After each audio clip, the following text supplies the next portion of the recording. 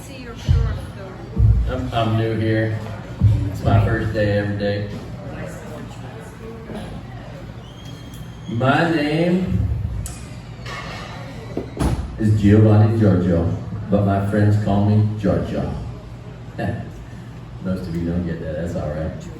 So if you spent any time here in Hawaii and Maui, inside your house, I don't even know how this shit works. Let's try this. So if you spend any time inside your house, you may have studied geckos. I have studied geckos' behavior for years.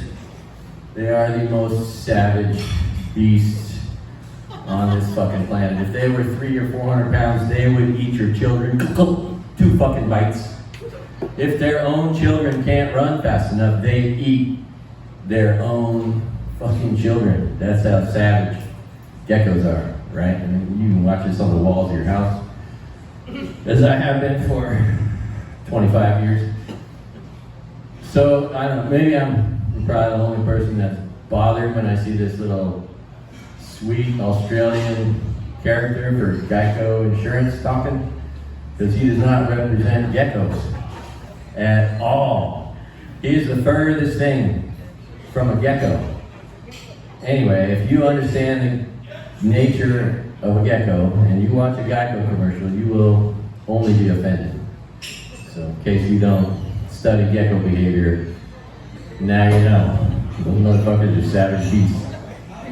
And they pounce on their prey like a cheetah through the freaking grass. They just wait on it and then go. They just eat it, whatever it is. Two bites. They don't taste it, they just swallow it. Anyway, I used to be funny. I still am, but I used to be funny too. That's a little Mitch Hedberg shout out. I don't know if you've heard of this new Hollywood trend. You know, since they've scientists have proven that smelling your own farts is good for you. Not only are they doing power poses, but they're doing power fart poses now in Hollywood. It's a new trend. You know, the power fart pose, that's what they're doing. The worst case of it is when they do it in the middle as an intermission in the middle of a hot yoga class. It's the worst thing ever. Anyway, in case you're not up on the Hollywood trends, you should start doing power fart poses too. I'm single. My pronouns are he, him. Looking for a she, her. Women are beautiful the way they are. So I would be perfectly happy with finding a nice girl with crow's feet, little eyelashes, and skinny lips. That would be just perfectly fine with me. Of course, I'm pretty open-minded, but I wouldn't mind any of that. Funny thing is, there are literally people who are sad because they're not in a relationship. You know, holy shit. I mean, you saw the Johnny Depp trial. Oh. If you're not in a relationship, you are not in a relationship. It's fucking awesome.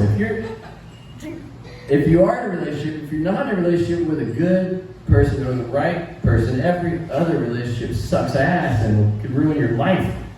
So not being in a relationship is really just as good. I mean, easily and literally. I mean, I don't know if you've heard of these people. There's like a group of people called incels that are they just commiserate on how they can't get laid, and they should just be fucking happy that they don't have any complications in their life. You know. Anyway, I think the Johnny Depp Amber Heard trial sure made the point that not being in a relationship could be the best time you've ever had in your life. And boy, does she seem like with the weird shit she does, no sense of humor, weird shit with her poop, she's got to be the Republican in the two.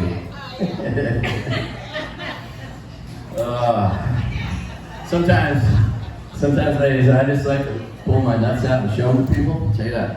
These are my white nuts. Anyway, here, I'll leave my nuts here for you. If you want to touch them, you can. When I'm with my kids and I see a homeless person talking to themselves, I remind my kids that that person was just once, they were married.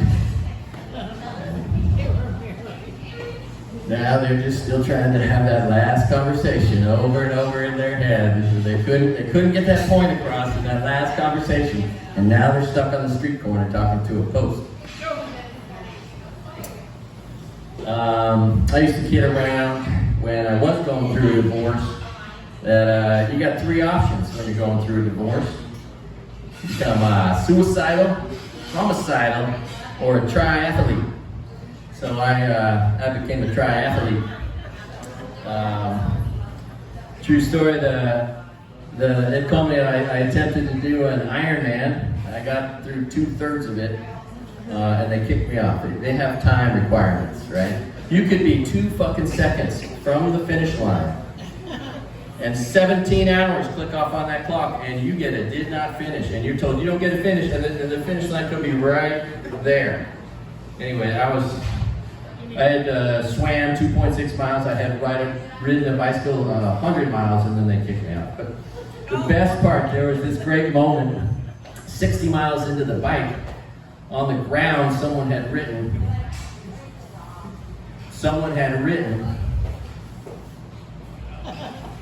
if this were easy, they would have called it your mom.